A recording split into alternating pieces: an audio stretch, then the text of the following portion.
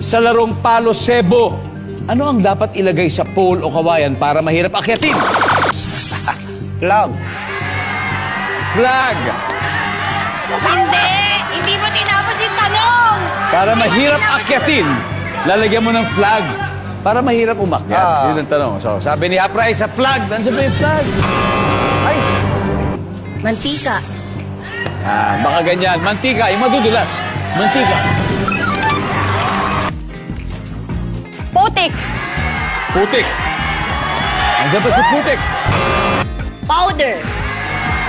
Powder, weather! Powder. Nandiyan ba ang powder? Meron. Tubig. Tubig. Bakit hindi? Nandiyan po ba ang tubig? Sabaw. Sabaw.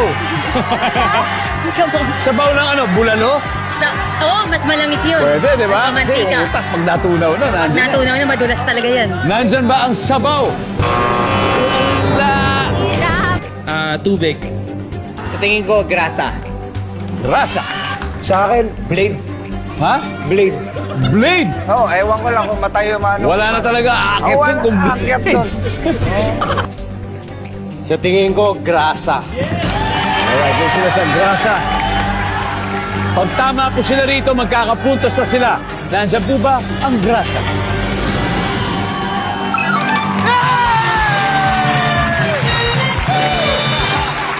Alright. Madami-dami pa to, guys. Basahin po natin. Number 7. Sabi ko siya. Oh, blade! Parang ganun, di ba yung bubog? Parang blade. Blade yun. Number 6. Number 5. Oh, yeah. Kung may tubig, baka sabon dapat. And finally, number 4.